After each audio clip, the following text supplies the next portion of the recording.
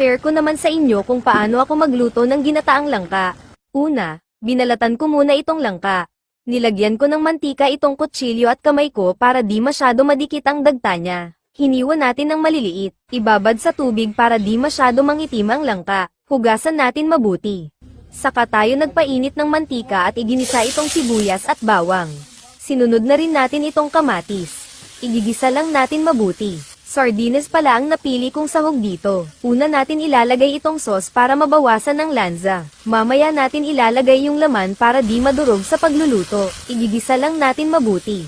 Ilagay na rin natin itong langka at igigisa ng sandali.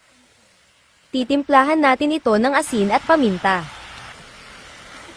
Saka natin ilalagay ang pangalawang piga ng niyog. Kung gagamit kayo ng nasa lata or pouch na gata, mag-add na lang kayo ng kaunting tubig.